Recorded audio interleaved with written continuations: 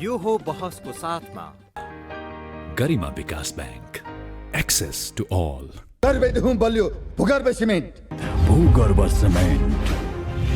कामना सेवा विकास बैंक, प्रगतिको आधार कामना सेवासँगको कारोबार। Vinayak Siddha college, committed for quality education. Medanta Ayurveda health home, 50 भन्दा बढी स्वादमा नेपालमै पहिलो पटक अन्तर्राष्ट्रिय स्तरको NDH मसला।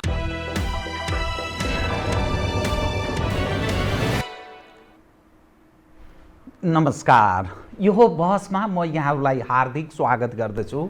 जीवराम भण्डारी। आज यहाँहरू सामुन्ने उपस्थित हुनुहुन्छ दीपक गेवाली, राजनीतिक विश्लेषक, लेखक, पूर्व मन्त्री, जलस्रोतविद। उहाँसँग आज म समग्रमा तीनवटा पक्षलाई उजागर गर्ने, स्वतन्त्र ढङ्गले विश्लेषण गराउने प्रयत्न गर्नेछु। एक, अन्तर्राष्ट्रिय घटनाक्रम, हाम्रा दात्री देशहरू, छिमेकी देशहरूमा आएको परिवर्तनको विषय, अमेरिकाको निर्वाचन, यसले नेपाल र विश्वलाई पार्न सक्ने प्रभाव। एक।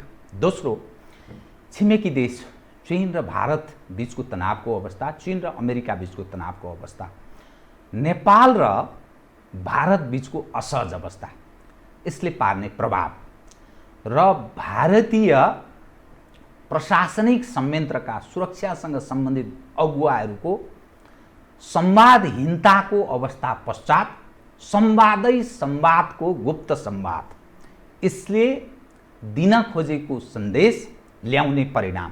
अनि नेपालको आन्तरिक राजनीतिको रणको, यसले कुन कोर्स लिन खोजेको हो? सत्ता पक्ष, प्रमुख प्रतिपक्ष, वैकल्पिक नेपालभित्रका आन्तरिक तागत, यावत विषयलाई उठान गर्नेछु। सर्वप्रथम म उहाँलाई स्वागत गर्छु। स्वागतम। धन्यवाद। अब म कहाँबाट सुरु गरेँ भने तातो तातो बहसको विषय अमेरिकाको निर्वाचन र त्यसको परिणाम। जो बाइडेन डेमोक्रेटिक पार्टीको आगमनसँगै त्यसको प्रभाव विश्वमा र खास गरी चासो भनेको हाम्रो जस्तो देश नेपाल, के फरक आउन सक्छ अमेरिकी नीति नेपाल उपर, उसको विशेष सामिप्यता यसअघिको रिपब्लिकन पार्टीको भारतसँगको गठबन्धन, बेका सम्झौता, 2+2 को तेस्रो पटकको संगीन प्रकृतिको वार्ता र तत्पश्चात निकालिएको कतिपय आकलन, चीनसँगको तनावको विषय, त्यही अमेरिकी निर्वाचन, त्यसको परिणाम तपाईँको संक्षिप्तमा सुनौ, तत्पश्चात म अरू विषय क्रमशः उठान गर्छु। कृपया। हुन्छ। अब यही जो बाइडेनको यो जितको कुरो गरौँ है। अब त्यसलाई हेर्दाखेरि अमेरिकी निर्वाचन प्रणाली बडो अनौठो छ नि, होइन? बहुमत भोट ल्याएर मात्रै चाहिँ जितिँदो रहेछ भन्थ्यो, हिलारी क्लिन्टनको टाइम पनि देखियो।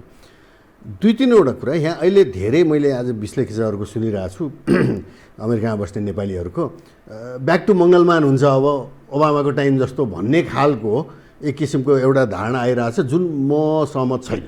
त्यो हुँदैन जस्तो लाग्छ, होइन?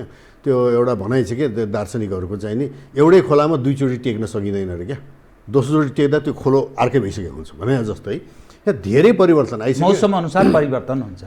मौसम होइन, यो प्रक्रियाले नै पानी बगिसकेको हुन्छ, त्यो पानी त्यहाँ हुँदैन तपाईँ दोस्रोचोटि टेक्दाखेरि क्या, है? भने जस्तै यहाँ ट्रम्पले धेरै कुराहरूलाई चाहिँ नि उसले उथलपुथल पारिदिइसकेको छ। पहिलो कुरा, तर दुई तिनवटा कुरामा हामी ध्यान दिउँ।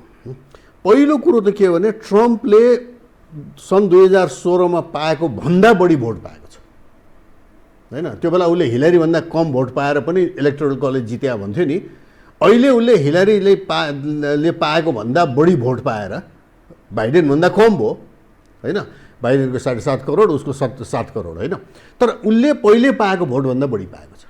यसले के भन्छ भने बाइडेनको पनि बढी त्यति भोट आउनु, जनसङ्ख्या बढेर पाएको त भन्ने खासै होइन। त्यो अमेरिकामा जनसङ्ख्याको वृद्धि त्यस्तो त्यो 4 वर्षमा चाहिँ हुने त्यस्तो छैन क्या।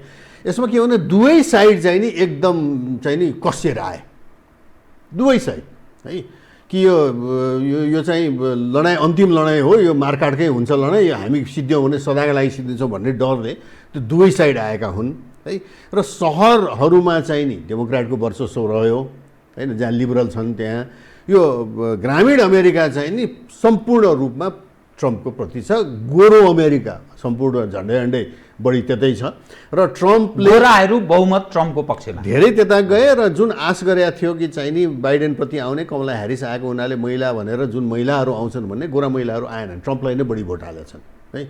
यो यसले के देखाउँछ भने भोलि बाइडेनले शासन गर्दाखेरि यो ब्याक टु मङ्गलमान किन हुँदैन भने उसले नेपाललाई हेरेर शासन गर्दैन, त्यहाँ धन्न नभनोस्। उसले त साँच्चै भने बाहिर हेरेर त्यो फरेन पोलिसी भने उसको चाहिँ दोस्रो प्रायोरिटीमा हुन्छ।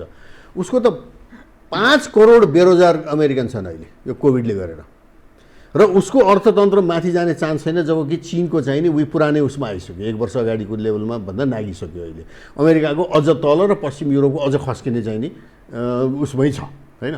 भन्दाखेरि उनीहरूको त्यो अर्थतन्त्रको कमजोरी जुन छ र 5 करोड बेरोजगार जुन छन् र ट्रम्पका सपोर्टरहरू जुन कसिएर चाहिँ नि अहिले चाहिँ नि मान्दै नमान्ने तँलाई you are not our president भने जस्तो गरेर हिँडिरहेछन् होइन, त्यसलाई उसले सम्बोधन गर्न उसको म त ठान्छु 60-70% राजनीतिक ऊर्जा त त्यतै खर्च हुन्छ होइन। त्यसले गर्दाखेरि हामीतिर उसले नियन्त्रण र त्यहाँ सन्तुलन कायम र अर्को कुरो नबिर्सौँ, यो सन् 50 को दशकको अमेरिका होइन। त्यो बेला अमेरिकाको जिडिपी संसारको जिडिपीको 50% थियो। अहिले कुन अवस्थामा छ? अहिले झरेर चाहिँ अब त्यो क्यालकुलेसन फरक छ, तर पर्चेसिङ पावर प्यारिटी भन्ने छ कि त्यो अब यहाँ रुपियाँमा हामीले खरिद गर्ने मुला र अहिले अमेरिकामा गएर त्यही मुला खरिद गर्नु भने कति डलरमा बढी खर्च गर्नुपर्छ, त्यो पर्चेसिङ पावर प्यारिटी भन्ने हो। त्यसमा हिसाब गर्दाखेरि उसको झरेर कति 14-15मा आइसक्यो, जबकि चिनको 19तिर छ। यही नै हो है, 50बाट सङ्कटतर्फ उन्मुख होइन। त्यो झरे उसको वर्चस्व नै घटिसक्यो विश्व अर्थतन्त्रमा। 50बाट 15मा झर्नु भने त यो 50 वर्षमा जसरी विश्व मेरो एक छत्र हो भन्ने दृष्टिकोण त्यसको नतिजा के हुन्छ त्यो तपाईँको अब प्रश्न त अगाडि आएको थियो नि कि उसले संसारभरि बेस कायम गरेका छ र जापान र पश्चिम युरोप जस्ता मुलुकहरूले अमेरिकी त्यो मिलिटरी संयन्त्रले ढाडस दिएपछि उनले आफूले खर्च गर्नु परेको थिएन आफ्नो सुरक्षामा, जुन उनले आफ्नो आर्थिक र यो चाहिँ नि औद्योगिक विकासमा लगानी गरेका हुन् तिनीहरूले, र उनीहरू माथि उठेका हुन् दोस्रो विश्वयुद्धपछि। अमेरिका अब यो स्थितिमा र ट्रम्पले यो ठिक कुरा भनेको छ, त्यो आउँछ त्यो बाइडेनलाई पनि कि यो लेभलको चाहिँ नि सैनिक चाहिँ नि बेसहरू संसारभरि उसले धान्नै सक्दैन, दिँदैन, पैसा छैन होइन। ट्रम्पले त्यसै भने होइन युरोपलाई, नेटोलाई तिमीहरू अब बढी पैसा खर्च गरेर हामी सक्दैनौँ भनेर त भने हो नि उसले होइन। यो बाइडेनले पनि भन्न बाध्य हुन्छ, बाइडेनले नचाहे पनि क्या होइन। त्यस्तै चाहिँ नि उसले आफ्नो अर्थतन्त्र सुधार गर्न के गर्ने भन्दाखेरि त अहिले अमेरिकन अर्थतन्त्रको सबैभन्दा तपाईँले ध्यान दिनुपर्ने कुरो के छ भनेदेखि चाहिँ नि डलरको वर्चस्व थियो। त्यो करिब सोभियत युनियनको कोल्याप्स पछि के हो भने र साँच्चै भने नि 70-80 को दशकदेखि नै सुरु भयो हो, उसले यो औद्योगिक पुँजी त्यहाँ स्खलन हुन थाल्यो र त्यो औद्योगिक पुँजी चाहिँ पूर्व एसियातिर गयो, चीन, भियतनाम, थाइल्यान्डतिर गयो, उत्पादन जम्मै त्यहाँ हुन थाले।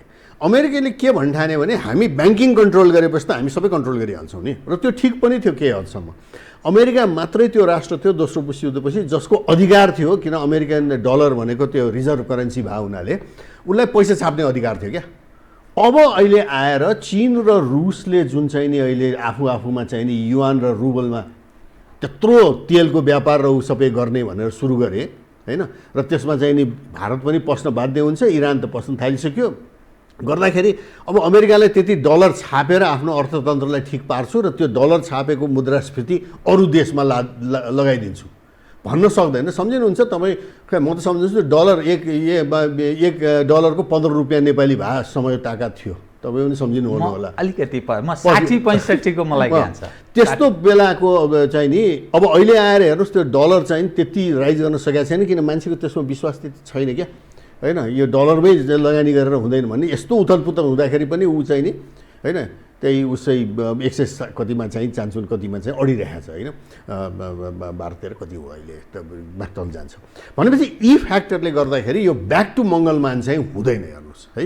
र परराष्ट्र नीति चाहिँ नि बाइडेनको होइन, उसले कतिपय अमेरिकाको नीति स्वागत योग्य थियो ओबामाको टाइमको, त्यसलाई लागू गर्छ। जस्तै क्लाइमेट चेन्ज, यो वातावरण यो के अरे जलवायु परिवर्तनमा म फर्किन्छु भनेको छ, विश्व स्वास्थ्य सङ्गठनमा म फर्किन्छु भनेको छ होइन। त्यो इरान डिल, न्युक्लियर डिल जुन चाहिँ थियो पहिले त्यसमा पनि फर्केर अब कुरा गर्छु भनेको छ, तर त्यति सजिलो अब छैन, किनभने युरोपै चाहिँ नि अलिक पर गइसक्यो क्या। युरोपले बुझ्यो कि चाहिँ नि अमेरिका जे पनि हुनसक्छ भाइ, हामी आफू हेरौँ, नत्र भने हुँदैन भनेर। अब अमेरिकाले आफ्नो स्वार्थ मात्र होइन कि युरोप, जापान, अरू देशका स्वार्थ पनि हेर्नुपर्ने हुनाले र उसको त्यो पैसा खर्च गर्न सक्ने चाहिँ क्षमता अहिले स्वाट्टै घट्या हुनाले है त्यति सजिलो छैन क्या वर्चस्व कायम गर्न। एक विषय, अमेरिका जस्तो समृद्ध देश जहाँ चुनावको परिणामलाई स्वीकार्ने सवाल उप त्यहाँ बडा कठिन अवस्था सृजना भएको छ, निषेधको भावना जागृत भएको छ, काला र गोरा बीचको त्यो तनावको स्थिति छ। यसले भोलिका दिनमा संसार र खास गरी तपाईले एक सन्दर्भमा जोड्नु पनि भयो, ब्याकवार्ड सोसाइटी अर्थात् गाउँमा बस्नेहरू ट्रम्पको फेभरेबल, सहरी क्षेत्रमा बस्नेहरू जो बाइडेनको पक्षमा देखा परे, जुन एक सन्दर्भमा तपाईले बोल्नुभयो, त्यो अमेरिका निजमको जो हामी कुरा गर्छौँ, ट्रम्पिजम अथवा अमेरिका निजम, अमेरिका फर्स्ट भनेर उनले जो भन्थे, कहीँ न कहीँ देशभक्तिको आफ्नो देशसँग जोडेर उनले त्यो स्लोगन ल्याएका थिए। त्यो देशभक्ति र त्यो अज्ञानता र ब्याकवार्ड सोसाइटी यो अलि मेल नखाएको जस्तो। देशभक्ति भनेको त्यो मानिस जब समृद्ध हुन्छ अर्थात् बुझकी हुन्छ, त्यो चाहिँ देशभक्तिसँग जोडिएर आउँछ। यो के भएको यो दृश्य? यसमा हाम्रो विचार, हामी बाहिर बस्नेहरू जो अमेरिका 10औं चोटि गएका छौँ होइन, तपाईँ हामीहरू, हाम्रो अमेरिका भन्ने विचार चाहिँ नि कहाँबाट बनेको छ भने New York, San Francisco, Los Angeles, Chicago यो ठुलो सहरमा गएर न हो। हामी ग्रामीण भेगमा गएर त बसेर खासै छैनौँ हामीहरू होइन। हामी पढ्न गएका छौँ, उही बर्कली, स्ट्यानफोर्ड, हार्वर्ड इत्यादिमा गएका छौँ। त्यसले हामीले अमेरिका भने त्यहाँबाट हेरेका छौँ है। त्यो ग्रामीण अमेरिकामा म 2-4 चोटि पढेको छु। म पढ्ने जाने क्रममै मेरा प्रोफेसरहरूले त्यो यो कृषि अर्थशास्त्रको कोर्स लिँदाखेरि एकदम ग्रामीण भेगमा पुऱ्याएको छन्, जहाँ म पुगेपछि म छानाबाट खसाए जस्तो भएको थियो भने है यो अमेरिका हो र यस्तो पनि हुन्छ अमेरिका होइन। जुन ड्रिम तपाईँले जुन कल्पना गर्नुभएको थियो, तपाईँ हामीले विचार गरेर अमेरिकै होइन, फरक देखियो। यो नबिर्सौँ कि आधाभन्दा बढी अमेरिकनहरूको पासपोर्ट छैन, उनी अमेरिकाबाट बाहिर क्यानाडासम्म पनि गएको छैनन् कि जान आवश्यक छैन उनलाई है। त्यस्तै चाहिँ नि उनीहरूको कस्तो छ भनेदेखि साँच्चै भन्यो भने इस्ट कोस्टबाट वेस्ट कोस्ट गएका हुँदैनन् उनीहरू। माने यति आफ्नो उसमा चाहिँ ठुलो राष्ट्र छ होइन, त्यो एउटा चाहिँ महाद्वीपै हो एक किसिमले भन्ने हो भने, त उनीहरूको विचारधारा त्यताबाट आउँछ क्या होइन। र त्यहाँ कुन चाहिँ विचारधारा प्रवेश गरेको छ अहिले भन्दाखेरि यो इभान्जेलिकल क्रिस्चियन फन्डामेन्टलिजम होइन। त्यो तपाईँले सुन्नुभयो भने तपाईँ पत्याउनुहुन्न के, त्यहाँ हाम्रा अन्धविश्वासी चाहिँ नि सबभन्दा जुन छन्, तपाईँले नेपालमा या इन्डियामा भेट्नुहुन्छ त्योभन्दा चौपट छ क्या त्यहाँ होइन। डरै लाग्ने हिसाबले चौपट छ, किनभने त्यो तपाईँसित कुरा गर्दाखेरि अङ्ग्रेजीमा कुरा गरेर हुन्छ जुन तपाईँले एक्सपेक्ट गर्नुहुन्न क्या। कुनै एउटा संस्कृत पण्डितले आएर एकदम रूढिवादी पण्डितले तपाईँलाई अहिले नेपालीमा के भन्यो भने संस्कृत हाले गरे तपाईँ बुझ्नुहुन्छ ए भन्नुहुन्छ। तपाईँलाई शुद्ध अङ्ग्रेजीमा चाहिँ आएर चाहिँ नि है सेकेन्ड कमिङ अफ क्राइस्ट आउँदैछ, क्राइस्ट फेरि फर्केर आउँदैछन्, यी सबलाई तहस नहस पार्छ यी भन्न थालेपछि तपाईँ म परेको छु त्यस्तोमा क्या है। त्यो यो अमेरिका हो कि होइन भन्ने जस्तो लाग्छ क्या। त्यसैले हाम्रो नै अमेरिका भन्ने अवधारणा गर्छु। म अर्को तपाईँलाई उदाहरण दिउँ। सन् 1933 फासिजम जर्मनीमा त्यसको उदय भएको, हिटलर आएको, हिटलर पनि चुनिएको हो, यो नबिर्सौँ क्या। हिटलरलाई जर्मन जनताले अधिकांशले भोट हालेर उसले भोट जितेर आएको है। जर्मनी त्यो बेला यो विज्ञान र प्रविधिमा अमेरिकाभन्दा अगाडि थियो। आइन्स्टाइन तीका थिए होइन, यी ठुल्ठुला म्याक्स प्ल्याङ्क भनौँ, श्रोडिङ्गर भनौँ होइन, दार्शनिक तीका थिए। इमानुएल कान्टदेखि लिएर चाहिँ नि आएका दार्शनिकहरू सोपेनहावर इत्यादिहरूसम्म होइन। त्यहाँ यो हाम्रो हाइडेगर होइन। त्यस्तै चाहिँ नि कला संस्कृतिमा भन्ने हो भने यो सङ्गीतको क्षेत्रमा भनौँ, नोभलको क्षेत्रमा भन्नु होइन, यो उपन्यास लेख्ने क्षेत्रमा जर्मनी त सबभन्दा माथि थियो नि त होइन। त्यो बेला 50 को दशकसम्म पनि म सम्झन्छु। त्योभन्दा अगाडि 30 को दशकतिर तपाईँ विज्ञान पढ्नुहुन्छ भने तपाईँलाई जर्मन पढ्नु पर्थ्यो अङ्ग्रेजी भन्दा पनि, किनभने सबभन्दा चाहिँ नि राइटिङहरू आइन्स्टाइनको चाहिँ रिलेटिभिटी थ्योरी नै चाहिँ नि अब धेरै जस्तो चाहिँ जर्मनमा प्रकाशित भएको थिए होइन। त त्यो जर्मनीले हिटलर जस्तोलाई कसरी छान्यो भन्ने तपाईँले बुझ्न थाल्नुभयो भने, अनि ट्रम्प जस्तोलाई त्यस्तो तपाईँले भने जस्तो एकदम त्यो विकसित अमेरिकाले कसरी छान्यो भन्ने बुझिन्छ क्या। किनभने त्यहाँ आर्थिक चाहिने जुन पहिलो विश्वयुद्धले चाहिँ जर्मनीलाई सखा पारेर र जसले जिते होइन, त्यसले जर्मनीलाई घुँडै टेकाएको है। त्यसमा चाहिँ हिटलरको राइज भयो नि त्यो राष्ट्रवादमा होइन। र उसले अर्थतन्त्रलाई चाहिँ नि मिलिटराइज गरेपछि होइन चाहिँ त्यहाँ आर्थिक विकास भएको होइन, ट्याङ्क बनाउन थालेपछि, बन्दुक बनाउन थालेपछि होइन, त्यसमा चाहिँ प्रश्न गर्ने ठाउँ हुँदैन थियो क्या, यो मिलिटरी स्पेन्डिङ। त्यसमा हाम्रा मार्क्सवादीहरू पढ्दैनन् है, तर रोजा लक्जमबर्ग भन्ने चाहिँ नि मार्क्सवादी चिन्तक थिइन् है, त्यसलाई मारियो त्यो बेला होइन। तर उनको लेखाइमा चाहिँ यो मिलिटरी स्पेन्डिङ चाहिँ नि किन यो राष्ट्रवादसित मिलिटरिजम जोडिएरै आउँछ, तपाईँ राष्ट्रवादको अन्यथा कुरा गर्न सक्नुहुन्न, तपाईँ अन्तर्राष्ट्रियवाद कुरो गऱ्यो भने अर्कै कुरो भन्ने आउँछ क्या। त्यसैले त्यो मिलिटरी स्पेन्डिङले उठाएको हो है। र ट्रम्पले पनि त्यही गर्यो, ओबामाको टाइममा पनि मिलिटरी स्पेन्डिङ बढेकै छ, र बाइडेन आएर पनि उसले आफ्नो मिलिटरी स्पेन्डिङ घटाउनु चाहिँ पर्छ बाध्यताले, तर उसले अमेरिकाभित्रको चाहिँ नि मिलिटरी एक्सपेन्डिचर बढाउन थाल्छ क्या। र बाहिरका देशहरूमा युरोप तिमी आफै हेर, तिमी जापान तिमी आफै हेर भन्नुपर्ने आउँछ। अब यो अवस्थामा आएर अब भारतले जुन चाहिँ नि अहिले चाहिँ नि गठबन्धन गर्न खोजिएको छ, यो मोदीको चाहिँ नि ठुलो मिसक्यालकुलेसन जस्तो लाग्छ मलाई। त्यो नोटबन्दी जस्तै यो अर्को ठुलो मिसक्यालकुलेसन हो, किन यो बेला भारत यसले भारतलाई के इम्प्याक्ट पार्न सक्छ? किनभने बेक्का पनि भयो, 2+2 को बैठक तेस्रो पटक भयो, निकटता विगतको तुलनामा धेरै बढोत्तरी छ, अलि दोहोरो प्रकृतिको त्यो मापदण्ड पनि रुससँग पनि एक खाले सम्बन्ध, चीनसँगको झन बिग्रेको स्थिति छ। यो स्थिति अब यसले मेरो बुझाइमा चाहिँ के छ भने यो ट्रम्प, भारतका ट्रम्प, हाम्रा मोदी, अमित शाहहरू होइन, यिनीहरू चाहिँ नि अलिकति बढी नै यो गुजराती माफिया जसलाई भन्छ होइन, यिनीहरू चाहिँ बढी चाहिँ कता कता अलिकति बढी अमेरिकाप्रति ढल्केकै हुन्। यो गुजराती व्यापारी उसबाट आएकाहरू होइन, किन हुन्छ अमेरिकामा चाहिँ नि व्यापार स्यापार यताउता बढ्छ भन्ने चाहिँ आएको छ क्या। अब बिहारको चुनाव भोलि गर्न थाल्छन् होइन, अब त्यहाँ चाहिँ नि पछाडि छ भनिन्छ यो बिजेपी नीतिशहरू, र चाहिँ तेजस्वीले जित्यो भने जित्न सम्भावना छ। लालु राजको फेरि त्यो अर्कै प्रब्लम होला, तर कुरो के देखाउँछ त्यसले भने भारतमा पनि चाहिँ त्यो भित्र गाउँतिर के भइरहेछ होइन, जुन अहिले कोभिडले देखायो होइन, करोडौँ करोड मान्छे चाहिँ नि हिँडेर बम्बेदेखि चाहिँ नि दिल्लीदेखि चाहिँ हिँडेर बच्चा बोकेर चाहिँ बिहारसम्म चाहिँ जानु पऱ्यो नि होइन। भनेपछि भारतीय चाहिँ नि राजनीति आफ्नो धरातलबाट कति पर रहेछ र अमेरिकासित जोडियो भने हाम्रो चाहिँ नि हामी चाहिँ सुपर पावर हुन्छ भन्ने भ्रम चाहिँ जुन यो मोदी अमित शाह ग्रुपले पालेका छन्, त्यसमा चाहिँ चिसो पानी यसले खनाएको छ अहिले। कारण किनभने उही हाउडी मोडी गरेर त्यहाँ होइन टेक्सासमा हो कि कहाँ चाहिँ ट्रम्पसित चाहिँ हात जोडेर अँगालो मारेर जुन मोदीले गरे नि, त्यसबाट डेमोक्रेटहरू खुब रिसाएको थियो क्या त्यो बेला होइन। त्यसैले कमला ह्यारिस आइन भन्दैमा मात्रै त्यो सुध्रिने त्यति चाँडै, किन कमला ह्यारिस अमेरिकै हुन्, नबिर्सौँ भारतीय होइनन् तिनी, मूलका होलान् होइन। त्यसो त जो बाइडेन पनि के अब कुन चाहिँ मूलको, आइरिस कुन चाहिँ मूल पर्छ त्यसको, त्यो भन्दैमा उसले आयरल्यान्ड चाहिँ अलिकति होला केही भावना, तर आफ्नो नहेरिकन उसले पराइ हेर्दैन क्या। त्यसैले यहाँ ठुलो मिसक्यालकुलेसन गरे जस्तो लाग्छ।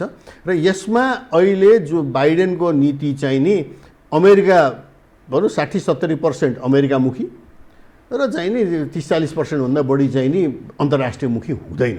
त्यसले गर्दाखेरि यो जुन एलायन्स यसले बनाउन खोज्यो, फेरि अर्को नबिर्सौँ 70% भारतको चाहिँ नि सेनाको इक्विपमेन्ट रसियन रहेछ अहिले। अब अमेरिकासित चाहिँ त्यो गठबन्धन गरेपछि उसले पुरै फेर्नुपर्छ, त्यसको लागि भारतसित पनि पैसा छैन अहिले, भारतको अर्थतन्त्र पनि स्वाट्ठै घटेको छ होइन। यो बडो अप्ठ्यारो स्थितिमा चाहिँ नि उनले त्यो एलायन्स गरे क्या। अनि त्यसैले त्यसको नतिजा, किनभने अब हेर्नुहोस्, अब इरानले आज बिहान भर्खर जवाद जरिफले कडा स्टेटमेन्ट दिएको छ क्या। उसले कसलाई दिएको छ भने अमेरिकालाई भन्दा पनि उसले आफ्नो चाहिँ नि छिमेकीलाई सन्देश छिमेकीहरूलाई दियो, ल तिमीलाई बोकिदिने ट्रम्प त हिँडे है, अर्काले कति बोक्छ तिमीलाई चाहिँ नि हेर होइन, हामीले हाम्रै भेगलाई चाहिँ ठिक पार्नुपर्छ, यहाँ शान्ति कायम गर्नुपर्छ, त्यसैले आउ कुरो गर भनेर उसले छुट्टै मेसेज दिन थालिसक्यो। आफ्नो एरियाको दादा हुने अर्थात् नेतृत्व होइन होला, तर तिम्रो हित चाहिँ नि अमेरिकाले तिमीलाई चाहिँ गर्दैन बियोन्ड द पोइन्ट, त्यो चाहिँ क्लियर हो भन्ने चाहिँ जवाद जरिफले आज मेसेज दिइसके थियो। एउटा सन्दर्भ मैले जोडेँ, अमेरिकामा झन्नै 10 लाख जति नेपालीहरू छन्, आप्रवासीहरूकै देश हो भनेर त्यसरी बुझिन्छ धेरै जसो अमेरिकालाई, वर्चस्व त्यस्तो स्थिति। जुन डेमोक्रेट आयो, डेमोक्रेटिक पार्टी, यिनीहरू समलिङ्गिका पक्षपाती यसरी पनि बुझिन्छ। एनजिओ आइएनजिओहरूमा र यो धर्मान्तरणका सवाल उप पनि उनीहरू लगानी गर्ने, युरोपसँग जो बिग्रेको ट्रम्पले जसरी सम्बन्ध बिगारेका थिए, अब अलि निकट हुँदै जाने सम्भावनातर्फ, भाइचाराको सम्बन्ध विकास हुने त्यस्तो खाले कुरा पनि गर्न थालिएको छ। नेपालको सन्दर्भसँग कुरा गर्दा यहाँ एनजिओ आइएनजिओको भूमिका, धर्मान्तरण, नेपालमा परिवर्तनको सन्दर्भसँग जोडेर हेर्दा अनि त्यहाँ बस्ने अमेरिकीहरूको भविष्य, अमेरिकामा बस्ने नेपालीहरूको भविष्य, उनीहरूको उत्साह र हाम्रो आन्तरिक अवस्था, एनजिओ आइएनजिओ समलैङ्गिका पक्षपातीहरू पनि यहाँ हाम्रो समाजमा छन् र सबभन्दा बढ्ता हाम्रो पार्लियामेन्टले उदार भएर निर्णय गर्यो, सुप्रिम कोर्टले त्यसलाई ओके गरेको त्यस्तो उदाहरण छ। त्यसतर्फ कसरी हेरिनुपर्छ?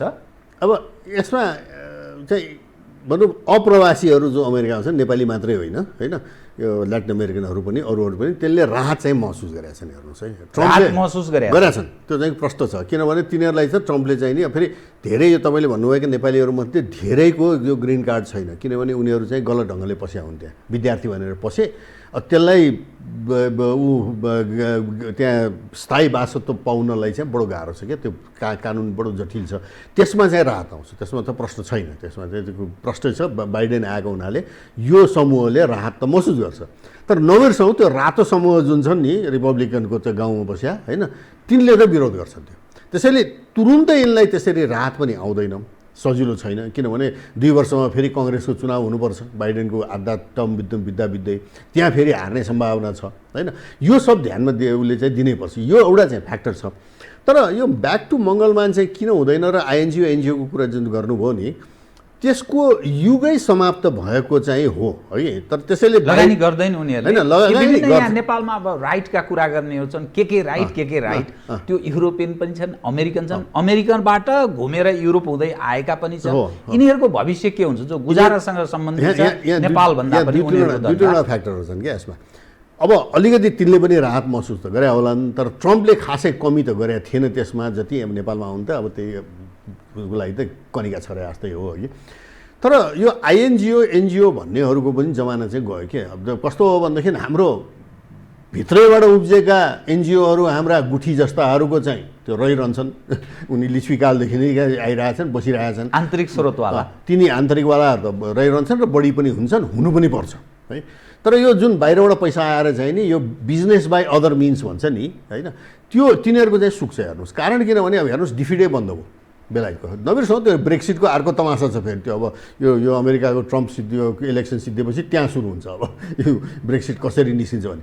उसले त बन्दै गर्यो नि डिफिट होइन, अब चाहिँ उसले सिधै त्यो उसको परराष्ट्र मन्त्रालयको शाखा बनाइदियो, भनेपछि मलाई समर्थन गर्नलाई मेरो हित हुनेलाई म पैसा दिन्छु, अरूलाई दिन्न भन्ने। त्यसैले उसले पनि त्यो डिफिट त ठुलो फन्डिङ सोर्स थियो नि एनजिओ आइएनजिओको, त्यो सबै काटिसक्यो। अब हामी त्यो यसमा डिल गर्नेहरूलाई थाहा हुन्छ त्यो पैसा छैन यिनीहरूसित अहिले।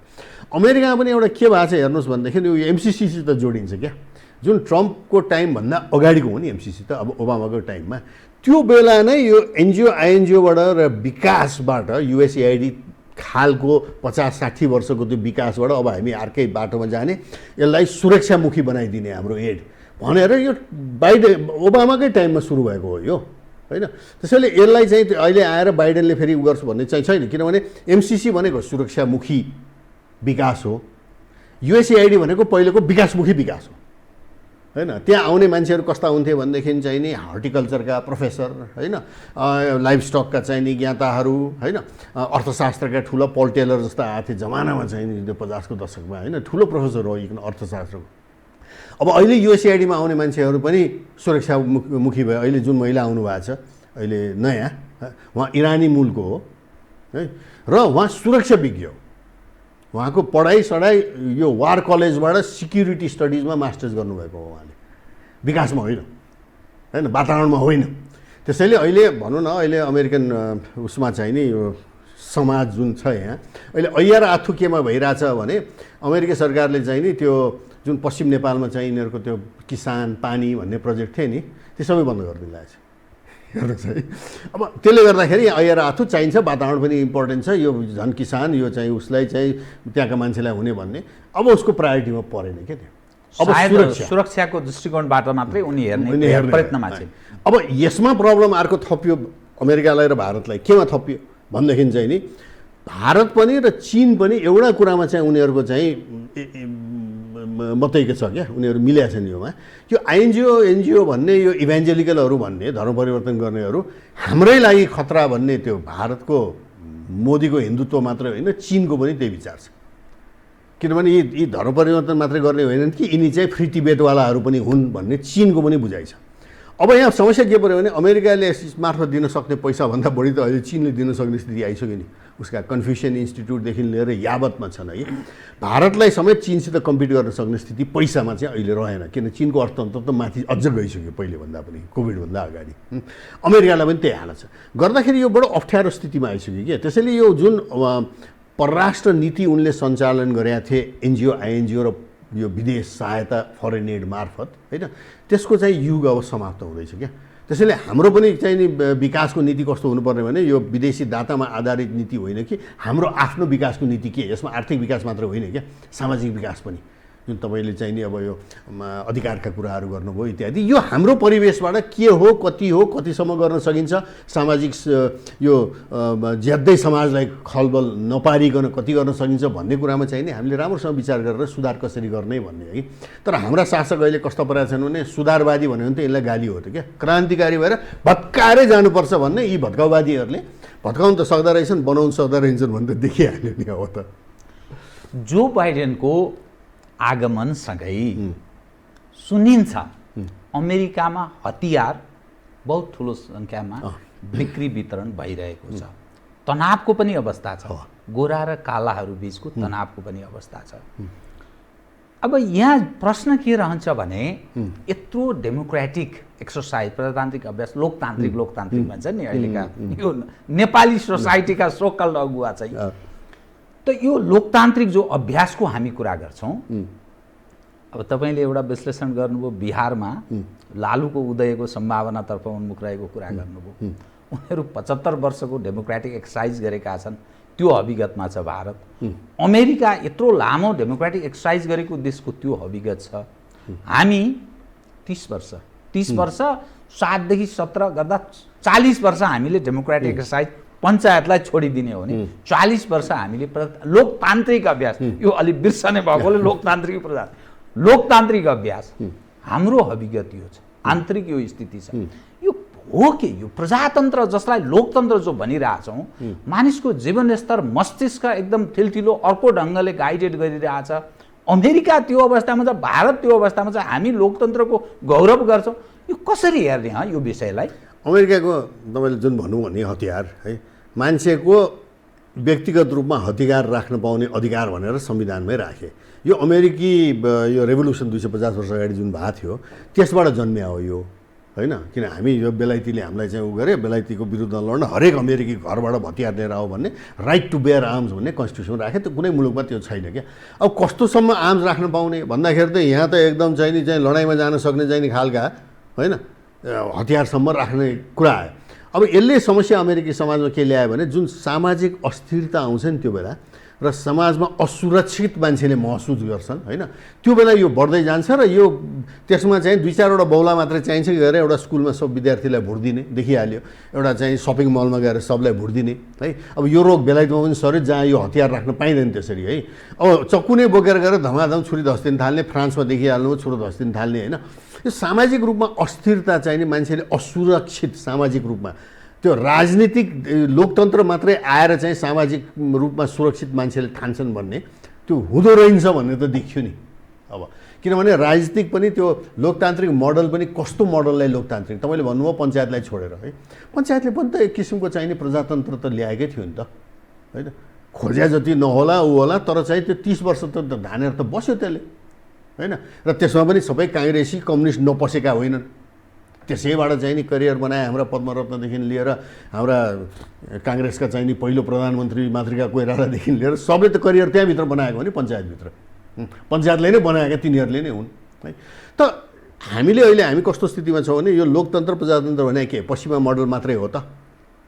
बेलायती मोडल देखिहाल्नु, बेलायतमा चलिरहेको छैन अहिले ब्रेक्सिटले गरेर। अमेरिकामा देखिहाल्नु त्यो हालत छ है।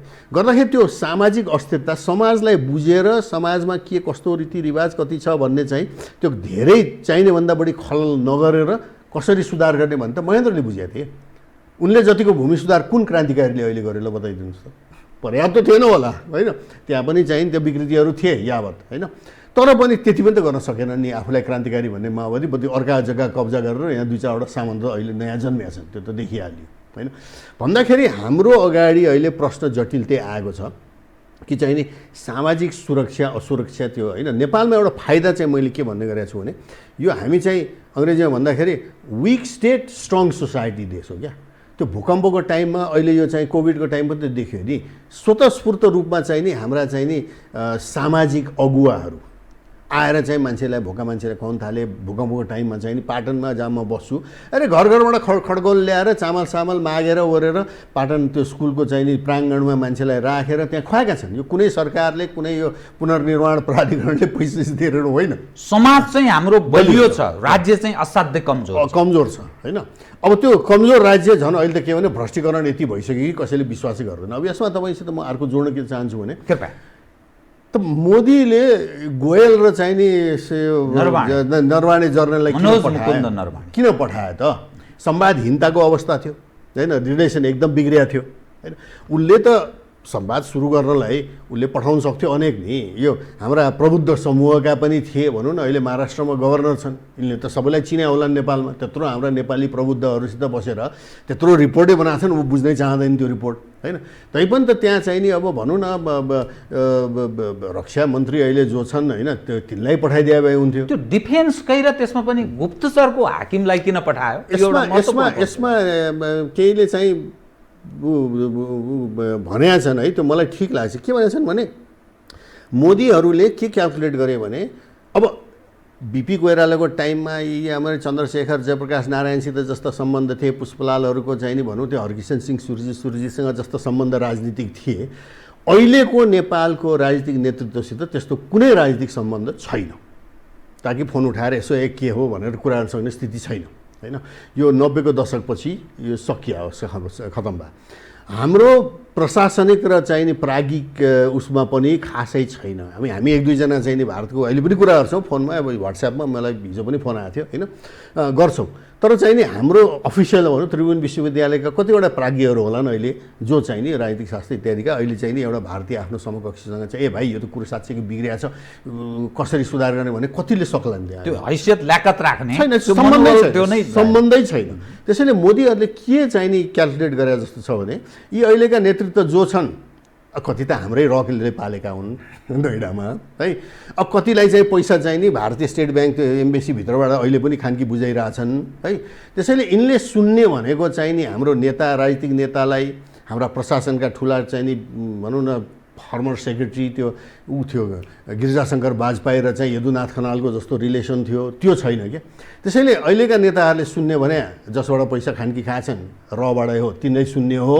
त्यसैले केही मेसेज दिनु छ भने यसबाट पठायो भने बरु सुन्लान्, अरूबाट पठायो भने सुन्दैनन् भनेर जयशङ्करलाई नसुनेको जस्तै पहिले पठाउँदाखेरि उनले सायद त्यही डिसाइड गरे होला कि नेपालको वास्तविकता यही हो, यी रबाट तालिम प्राप्त पालिएका जे भन्नुहोस् तपाईँ है, त्यसैले यिनलाई नै पठायो भने सुन्छन् होला भनेको हिसाबले पठाएको थियो। खुलेआम आएको छ, उसको रासन कार्ड दिएर चाहिँ भित्र नेपाल प्रवेश गरेको छ विशेष विमानबाट आएर होइन।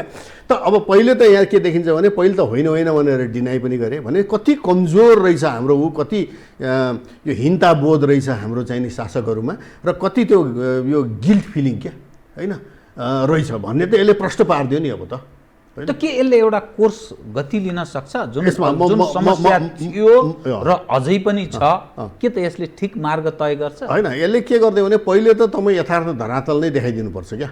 लोकतन्त्र यो हो, चुनिएको प्रधानमन्त्री 2/3 बहुमतसम्म भन्ने सुमार गोली त्यो सबै भन्यो उसले होइन। यति काम लाग्दैन तिमीहरूको, तिमीहरू आफै जे गर्छौ गर है। तर जे ग्राउन्ड रियालिटीको त्यो र एकदम ऊ छ, र भने मैले त्यो उताको र भने होइन कि त्यो एउटा काँचो यथार्थता जुन भइमा छ त्यही अनुसार अब काम गर्ने भनेपछि पहिले त रको हामीलाई पठायो। अब के सन्देश दियो उहाँहरूले अहिलेसम्म भन्न सक्नु भएको छैन। राजनीतिक रूपमा कोहीसित संवाद भएको छैन, संसद छैन, संसदमा बोल्नु भएको छैन होइन। अब हेर्दै जाउँ कहाँ हुन्छ। त्यसपछि उसले के गर्यो भनेदेखि त्यो जर्नललाई जुन पठायो नि होइन, यो नबिर्सौँ नाकाबन्दी, मोदीको नाकाबन्दी अन्त कसले गर्यो? अब हामी ओलीजीले अडान लिनुमा छोड्नुहोस् त्यो सबै, अन्त गरेको त भारतीय सेनाले हो। किनभने मोदीमाथि प्रेसर चाहिँ नि जब रले प्रेसर हालिरहेको थियो अझ नाकाबन्दी कडा गर्नुपर्छ भनेर। तपाईँ नबिर्सनुहोस् नेपालमा राजदूत भएको शिवशङ्कर मुखर्जीले होइन लेखेका छन्। राजदूत भएको मान्छेले त्यस्तो गर्नुहुन्छ, राजदूत भनेर त दोस्त हो नि होइन, नेपालको दोस्त, यहाँ साथीभाइ होलान् उसको भन्ने। उसले के लेखेको छ भने नेपालमा कुनै अहिले राहत दिनु हुँदैन, यो अझ नाकाबन्दी कसेर नेपाललाई घुँडै टेकाउनुपर्छ भनेर लेखेका छन्। कसले लेख्यो? शिवशङ्कर मुखर्जी राजदूत यो चाण्डाल त्रिकोण थियो कि त्यो बेला राजालाई पाखा लगाउनेमा श्यामसँग शरण जो पहिले राजदूत थिए सचिव थिए त्यहाँ होइन रञ्जित रे जो पछि राजदूत भए उनी त्यो नेपाल हेर्ने डेस्क अफिसर र शिवशङ्कर मुखर्जी यहाँ राजदूत थिए चाण्डाल त्रिकोण होइन अब त्यसमा चौकडी पनि थियो होला रको कलरलाई थप्नुहुन्छ थप्नुहोस् होइन त्यो चाण्डाल त्रिकोण मध्येका हुने नि होइन त उनले त्यसरी लेख्नु भने नेपाललाई घुँडै टेकाउनुपर्छ अझ नाकाबन्दी कस्नुपर्छ अब त्यो बेला के भयो भारतीय सेना र त्यो मलाई थाहा छ त्यो बेला पनि राजालाई पाखा लगाउने बेलामा पनि त्यो यहाँका भारतीय चाहिँ नि मिलिटरी मिसनका र यो पेन्सन क्याम्पवालाहरूको यसै भेटघाट कहिले भइहाल्यो भने कुरा हुँदाखेरि के थियो भने उनीहरू चाहिँ यो भारतीय परराष्ट्र मन्त्रालय रञ्जित रेहरू यो हाम्रा श्यामशरणहरूको लाइनभन्दा फरक थियो किन उनले चाहिँ पेन्सन दिँदाखेरि यहाँ लाखौँ परिवारहरू चाहिँ गाउँमा विकट गाउँमा छन् नि होइन त्यो उनलाई थाहा थियो क्या होइन कि तल के भइरहेछ र नाकाबन्दीले तिनीमा चाहिँ नि भारत जसले चाहिँ भारतबाटै पेन्सन खाइरहेछन् तिनी माझ पनि भारतमा चाहिँ भारत विरोध चाहिँ नि कस्तो भावना जागृत भयो भन्ने आर्मीले बुझाउनाले आर्मीले प्रेसर लगाएर अनि नाकाबन्दी हट्यो भारतीय आर्मीले त्यसैले अहिले उसले के डिसाइड गर्यो भने पहिले त र मार्फत यी रका कुरा सुन्छन् पठाइदिउँ भने के सन्देश थियो थाहा छैन त्यसपछि भारतीय सेना मानार्थ हुन् हाम्रा पनि उताका मानार्थ छन् यो पुरानो सम्बन्ध हो यो चाहिँ नि रञ्जित सिंहको महाराज रञ्जित सिंह पन्जाबको चाहिँ नि टाइमदेखि चाहिँ नि नेपालीहरू गएर त्यहाँ जर्नल सर्नल पनि भएको छन् उसको आर्मीमा होइन लडेका छन् ब्रिटिसको विरोधमा त्यो पुरानो सम्बन्ध नेपाल आर्मी भनेको अहिलेको उसमा हेर्ने हो भने राजालाई पाखा लगाएपछि त एउटा मात्र यस्तो संस्था रहेछ जुन चाहिँ निको चाहिँ इतिहासमा चाहिँ नि उसको चाहिँ नि बेस रहेछ होइन यी भुइँफुट्टा पार्टीहरू कहिले फुट्छन् कहिले टुट्छन् के हुन्छन् यिनीहरूको चाहिँ कुनै चाहिँ नि त्यो बेस रहन्छ ठिक छ समाजमा हल्ला गर्न सक्छन् ट्रम्पले गरे जस्तै 2-4 दिन हल्ला गर्लान् चुनाव जित्लान् होइन तर जुन समाजमा चाहिँ जरो गाडेको संस्था नेपालमा के छ र त्योसित कसरी सम्बन्ध राख्ने भन्ने कुरामा चाहिँ नि उसले त्यो डिसाइड गरेर अनि आर्मी साइडबाट पनि उसले पठायो है भन्नुको मतलब के देखियो डिफेन्स टु डिफेन्स रिलेसन अलि मजबुत बनाउनु त्यो अझ कन्ट्री टु कन्ट्री भन्छु होइन अब यो कुरो किन इम्पोर्टेन्ट छ भनेदेखि चाहिँ नि तपाईँ समाजशास्त्रमा चाहिँ बिर्सन नहुने कुरो चाहिँ किन हामी कहिले कहिले यो लोकतन्त्र डेमोक्रेसी भनेर चाहिँ धेरै कुरो बिर्सिन्छौँ क्या है राज्य भने के राज्य भनेको monopoly over the instruments of violence है भने त्यसको अभिन्न अङ्ग के हो भने कुनै पनि राज्यको आर्मी हङकङ फिर्ता हुँदाखेरि नबिर्सौँ चीनले पनि त्यसै गरी विचारिरहेको छ यसमा धन्न नमान्नुहोस् है भारतले मात्र होइन भारत पनि अहिले चीनको चाहिँ नि विचारसित सहमत जस्तो देखिन थालेको छ चीनमा जब हङकङ ह्यान्डओभर भयो त्यो जाङ जमिन थिए गएर त्यो बेला राष्ट्रपति चीनका प्रिन्स चार्ल्स आएर त्यहाँ चाहिँ नि झन्डोत्तोलन भारत बेलायती झन्डा झार्ने चीनको गर्ने राति ठिक 12 बजी थियो होइन राति ठिक 12 बजे त्यो सुरु प्रोसेस हुँदाखेरि चीनको मेनल्यान्डबाट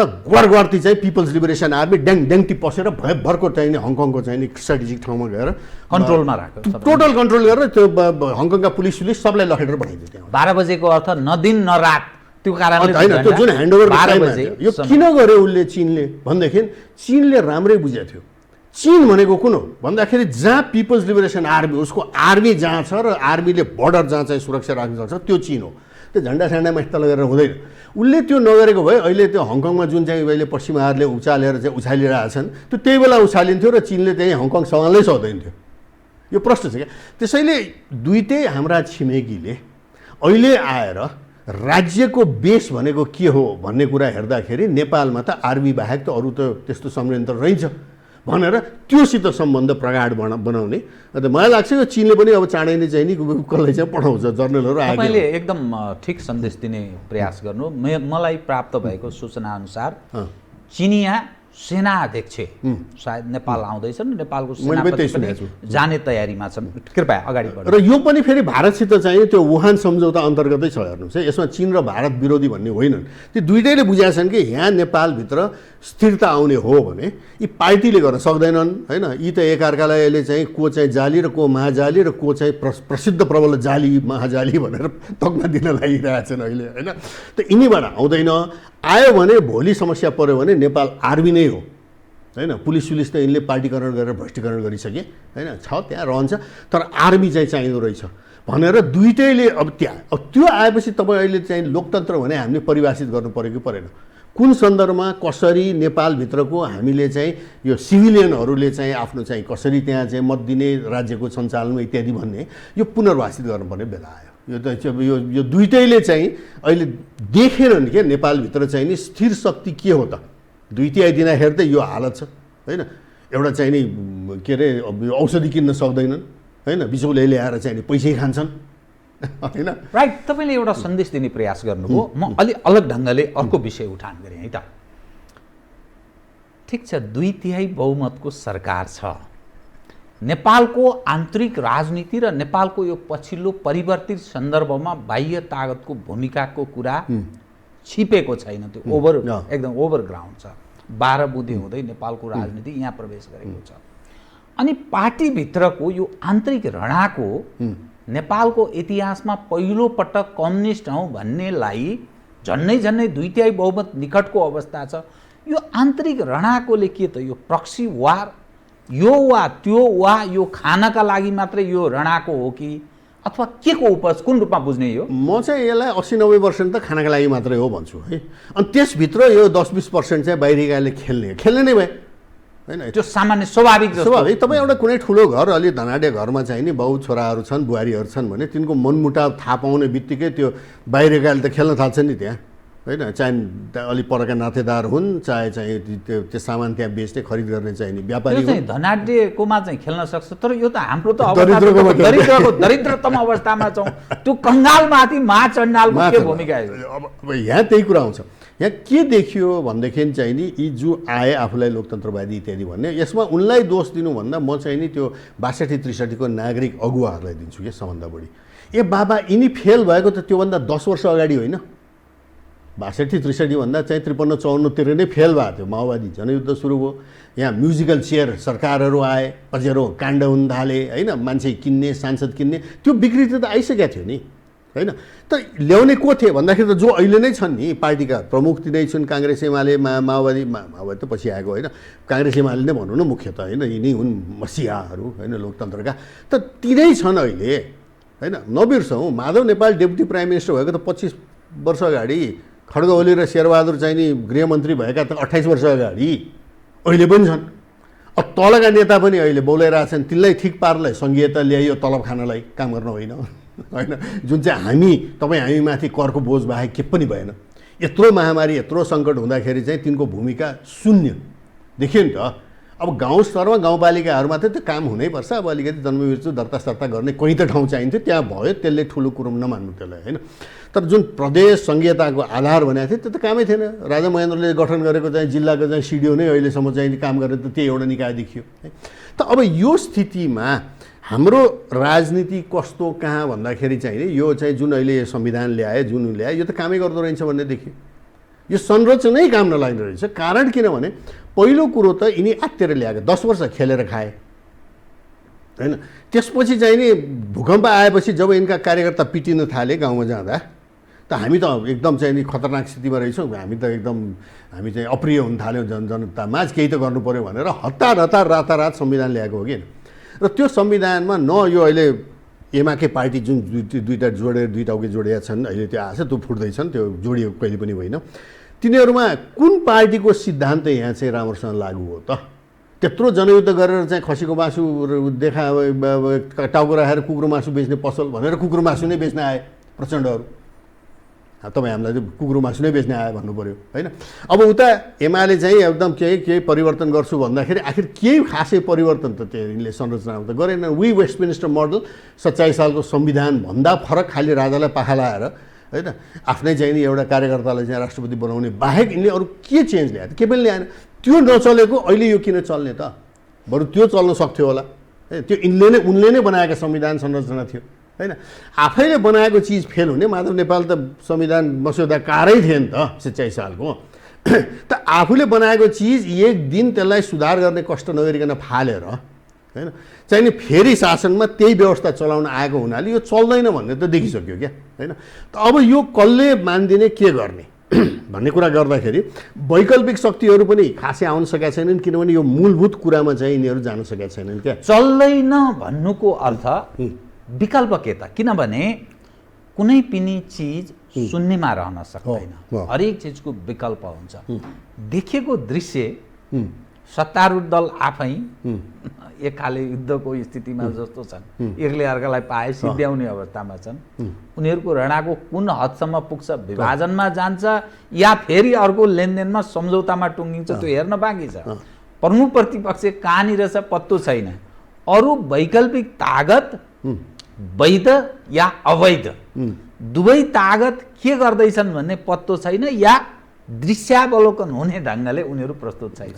त कोर्स कहाँ जान सक्छ भन्ने तपाईँको बुझाइ? अब यहाँ अप्रिय ढङ्गले पनि अगाडि बढ्न सक्छ भताभङ्ग भएर, किनभने ब्रेक फेल भएको गाडी कहाँ गएर कुन भिरबाट कुन ठाउँबाट खस्छ, कति तलसम्म खस्छ भन्ने कुरा हो क्या, होइन?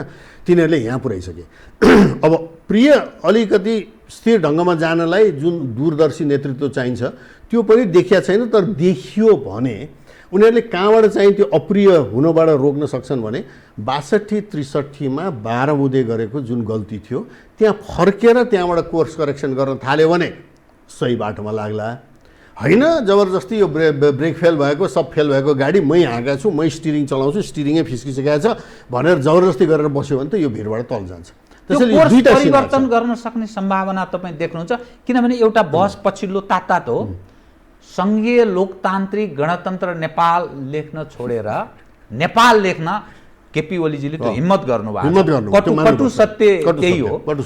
तर त्यसको आलोचना फेरि एक खाले धङधङीवाला बडा कटु आलोचना गरिरहेछ। यो दृश्य हेर्दा काङ्ग्रेस पनि रिथिङ गर्न खोजेको हो कि भन्ने त्यो आन्तरिक त्यस्तो देखा पर्छ। यो समग्र हेर्दा के त पुनर्विचारको अवस्थामा यिनै सत्तारूढ र प्रमुख प्रतिपक्ष पुग्न लाग्या हो? यो नेतृत्वमा त्यो खुबी छ भन्ने मलाई ठ्याम्मै लाग्दैन है। त्यो चाहिँ यिनको चाहिँ त्यो सोच, त्यो विचार, त्यो दूरदर्शिता, त्यो देशप्रति माया, होइन, के पनि छैन। त्यसैले यिनीबाट हुँदैन। अब त्यो तलपट्टिका नेताहरू जुन अलिकति तेस्रो पुस्ता, दोस्रो पनि भन्दैन, दोस्रो पनि भ्रष्ट भएको छ, तल पनि धेरै भ्रष्ट भइसकेका छन्, तै पनि त्यहाँ मान्छे त छन् क्या, होइन? र यो वैकल्पिक जुन भन्नुभयो नि, होइन, अब एकतिर भन्ने हो भने साँच्चै भने काङ्ग्रेसमा जानुपर्ने युवाहरू जो विवेकशील साझापट्टि लागिरहेछन्, राप्रपापट्टि लागिरहेछन्, होइन? राप्रपा पनि त्यही नेतृत्वको समस्या छ, तर पनि त्यहाँ छन् मान्छेहरू, होइन? त्यस्तै यता देब्रेपट्टि तपाईँ हेर्नुहुन्छ भनेदेखि यो वैद्य विप्लवहरू कम्युनिस्ट सिद्धान्त तपाईँ मान्नुहुन्न, म मान्दिनँ, तर उनलाई एउटा श्रेय त दिनुपर्छ कि कमसेकम सिद्धान्त त बोकेका छन्, यी हुन्, यिनलाई निषेधको भावना गलत हो। यो दुईटालाई चाहिँ जसरी पाखा लगाएर चाहिँ यो अगाडिका अहिले बढ्न खोजे, यी बलियो हुने मात्रै छन् क्या। त यिनी कसरी अगाडि जान्छन्, यिनबाट नेतृत्व कसरी आउँछ, यिनले भनेको कुरा चाहिँ नि कुन सन्दर्भमा जनताले कसरी सुन्छ, पत्याउँछ, त्यो अगाडिको कुरो हो क्या। अब ज्योतिषी हुन तपाईँ हामी अहिले सक्दैनौँ। तर एउटा चाहिँ प्रश्न छ कि त्यो बाटो बिराएको टाइमदेखि चाहिँ नि करेक्सन सुरु गर्नुपर्छ। त्यो त प्रश्न छ र त्यो 12 बुँदे नै हो। जबकि यिनले साँचो चाहिँ नि राजनीतिक साँचो बुझाएका हुन्, बाबुरामले पनि भनेकै हुन्, बुझाउने मध्ये उनी हुन्, होइन? त्यो बुझाएर चाहिँ नि अर्काको बुई चढेर आए है। मलाई एउटा सोध्दै थियो, अब त बुई चढेर आयो भने कि अब बुईबाट ओर्लेपछि त होइन चाहिँ नि पायो अर्काको बुई चढेर आएर भनेपछि चिची पापा खोज्ने बाहेक त अरूले उसले के गर्छ त्यो बुईबाट ओर्लेको बच्चोले? ठिक अन्त्यमा आए त्यो आन्तरिक उनीहरूमै त्यो चेत फिरेर त्यो अवस्थामा परिवर्तित हुने सम्भावना देख्नुहुन्छ कि बाह्य तागतले तिमीहरू सकेनौ भाइ यो कोर्समा जाओ भनेर फेरि 12 बुँदे भए चाहिँ अर्को 24 बुँदे हुने स्थिति पनि कतै छ? बाहिरकोलाई नकार्न सकिँदैन, तर बाहिर भन्दाखेरि चाहिँ नि वजन चाहिँ नि यी हाम्रा उत्तर र दक्षिणकैमै जान्छ। पहिले अमेरिकी र चाहिँ नि युरोपियनहरू जो हामीलाई पर्सनली मन पर्ला, होइन, हामी हुर्के बढेका चाहिँ पढे लेखेका त्यतिबाट हो है, त तिनको भूमिका एकदम कम हुँदै जान्छ। त्यो आर्थिक उनीहरूको कमजोरीले पनि, राजनीतिक उनीहरू भित्रकै चाहिँ लडाकोले पनि कम हुन्छ। यी दुईटा नै हुन्। यी दुईटाले कसरी हेर्दैछन् यहाँ बिचमा भन्ने हुन्छ। यसमा मलाई लाग्छ चाहिँ नि यो मोदीको चाहिँ नि जुन मिसफायर भयो, ट्रम्पको चाहिँ नि अँगालो मारेर हिँडेको, त्यसले गहिरो मूल्य चाहिँ नि इन्डियाले चुकाउनुपर्छ। त्यहाँ एकचोटि पुनर्विचार इन्डियामा पनि हुनुपर्छ। सायद त्यसैको यो एउटा चाहिँ सुरुवात पनि हो कि होइन, यो जुन आर्मी चिफलाई पठाएर उ गरेर है। त्यसैले तर हामी कहाँ चाहिँ नि मैले कहाँ देख्दछु भन्ने करिब चाहिँ नि यो 30 वर्ष उमेरका चाहिँ नि अहिले जुन अलिकति लागेका छन्, भोलि नेतृत्व त्यताबाट आउने हेर्नुहोस्। अब को छन्, कस्ता छन्, कहाँ छन्, कहिले सुनिन्छन्, कहिले लेख पढाइ देखिन्छन्, कसरी आउन सक्छन्, त्यो उनको कलाको कुरो उनलाई छोडिदिउँ होइन यो सिचुएसनलाई कसरी उनले चाहिँ पक्रेर चाहिँ अगाडि बढ्छन् त्यो अगाडि हेर्नुपर्छ। तर मलाई लाग्दैन कि अहिले जुन छन् हाम्रा यी भनौँ न माधव नेपाल, ओली, यतापट्टि देउबा सेउबा यी सबै यिनीबाट चाहिँ त्यो भिजन आउँदैन। बाबा 30 वर्षसम्म नआएको भिजन तपाईँ अहिले कहाँबाट आश गर्नुहुन्छ? अहिले यो नागरिक समाज 62-63 को सबभन्दा ठुलो भुलै त्यही थियो नि, यिनी सुध्रे होलान् भन्ठाने हामीले त भन्ने अहिले। अनि त्यो चाहिँ कहाँ छ यतिखेर? त्यो जो नागरिक समाजको तपाईँले कुरा गर्नुभयो, सोकल प्रबुद्ध खाले वर्ग, बौद्धिक वर्ग, यिनको स्खलन भयो क्या, नैतिक स्खलन भएपछि त्यो पार्टीकरण हुन थाले यिनीहरू पनि है। अब कतिले त जिएमसिएम राजदूतसित साटे पद, त्यो त आफ्नै ठाउँमा छ है। तर जसले साटेनन् उनको अहिले कस्तो छ भने किम कर्तव्य विमूढ भएर किन बस्नु परेको छ यिनलाई भनेदेखि चाहिँ नि अब गल्ती गरे यिनलाई त अगुवा ठानेर पार्टीको नेतापछि त लाग्यो होइन नि 62-63 यिनले चाहिँ नि भनेपछि मान्छे सडकमा आएका हुन् नि होइन, यस्ता चाहिँ नि प्रबुद्ध नागरिक अगुवाहरू छन् भनेर है। त हामीले त गल्ती गरेछौँ, गलत मान्छेलाई तिमीहरूको टाउकामा ल्याएर राख्थ्यौ भनेर भन्ने हिम्मत पनि गरेका छैनन् यिनले। अलिअलि एकाध लेखहरू हिजो पनि आएको थियो 1-2 वटा होइन, त्यो आइरहेछ। तर अब आउने भनेको अर्कै नागरिक समाज आउनुपर्छ क्या, अर्कै नेतृत्व। मैले भने नि त्यो उमेरको हिसाबले पनि त्यो अर्कै तलबाट आउनुपर्छ। अब त्यो गाह्रो छ किनभने त्यो स्थापित हुनलाई त्यसलाई चाहिँ नि टाइम लाग्छ। एक खाले विद्रोहकै तपाईँले कुरा गर्नु नागरिक सम्हालिएला त्यस बेला जुन हाम्रो परम्परा, मूल्य, मान्यता, आदर्श पक्षहरू छ, त्यो नयाँ पुस्ता त्यो विगतसँग अलि अनभिज्ञ जस्तो अलि परिवर्तनको कुरा गर्छ, यही धङधङीबाट मात्र हिँडेको छ। त्यो सम्हालिन सक्छ त्यस्तो स्थितिमा? म गाह्रो देखिरहेको छु किनभने त्यहाँ चाहिँ हाम्रो शिक्षाको पनि कमी, शिक्षा त ध्वस्तै पारे नि यिनले पार्टीकरण गरेर। अब कतिलाई सिम्पल इतिहासको कुरो थाहा छैन क्या। म कहिले कहिले लेख्छु या बोल्छु तपाईँकोमा पनि, मलाई रियाक्सन कस्तो आउँछ भने यो युवाहरू हाम्रै पनि सङ्घ संस्थाहरू हामी काम गर्ने भेटिन्छन्, अब तिनीहरूबाट पनि के सुनिन्छ भने ओहो यस्तो रहेछ है, हामीलाई त्यो थाहा थिएन भन्ने। यो सिम्पल कुरा होइन इतिहासका होइन। अब यी सब कुराहरूले गर्दाखेरि के देखिरहेको छु भने यो सामाजिक चाहिँ नि पुनर्पढाइ गर्नुपर्ने यो कठोर चाहिँ नि काम अगाडि छ यहाँ है। त्यसले गर्दाखेरि हाम्रो सजिलो स्थिति चाहिँ छैन। तर आशावादी हुने ठाउँ चाहिँ त्यही छ कि चाहिँ जुन गुठीको विरोधमा चाहिँ नि जुन नेतृत्व लाग्यो त्यो युवा नेतृत्व थियो। त्यो बुढाहरू पनि थिए त्यसमा होइन, ढाडस दिने, तर युवा नेतृत्व थियो। त्यस्तै चाहिँ नि यो इनफ इज इनफ भन्नेमा चाहिँ जुन लागेका थिए यिनीहरू होइन, अहिले पनि लागेका छन् होइन। तिनीहरू पनि एक किसिमले स्वतस्फूर्त रूपबाट चाहिँ आएका हुन्। अब तिनीमध्येबाट पनि कसरी आउँछन्, अगाडि कसरी बढ्छ त्यो थाहा छैन, भन्न सकिँदैन। तर आउने भने तीबाट हो क्या। हस्, धन्यवाद। आदरणीय दर्शकवृन्द, उहाँ हुनुहुन्थ्यो दीपक ग्यावाली, राजनीतिक विश्लेषक, लेखक, पूर्व मन्त्री, जलस्रोतविद। समसामयिक विषयलाई केन्द्रमा राखेर गरिएको कुराकानी।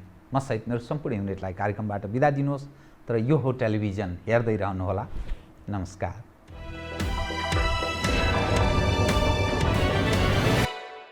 यो हो बहसको साथमा गरिमा विकास बैंक, एक्सेस टु ऑल। बलियो भूगर्भ सिमेन्ट, भूगर्भ सिमेन्ट। कामना सेवा विकास बैंक, प्रगतिको आधार कामना सेवासँगको कारोबार। Vinayak Siddha College, committed for quality education. Medanta Ayurved Health Home, 50 भन्दा बढी स्वादमा नेपालमै पहिलो पटक अन्तर्राष्ट्रिय स्तरको NDH मसला।